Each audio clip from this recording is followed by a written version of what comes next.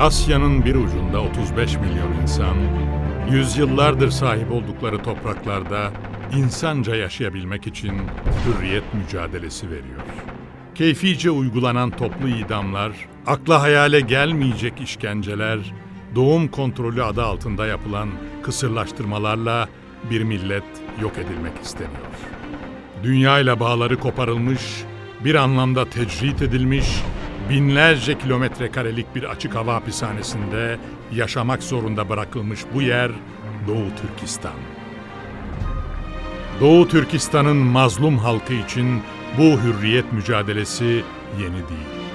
100 yılı aşkın bir süredir Kızıl Çin ve Rus emperyalizmi altında ezilen Uygurlar bu mücadele içinde doğmuş, büyümüş, ölmüşlerdir. Dünya bu mazlum milletin sesine kulaklarını ve gözlerini kapadığı müddetçe de ölmeye devam edeceklerdir.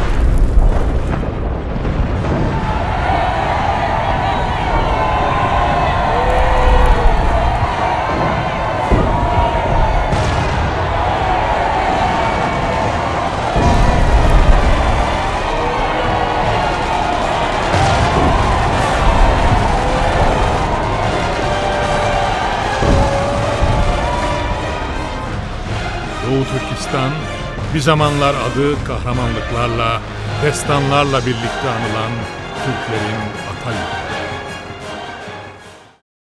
Tarih boyunca Doğu Türkistan, tüm Türk milletinin yanında olmasına rağmen Türk kamuoyu Doğu Türkistan'ı tam anlamıyla bilmiyor, tanımıyor.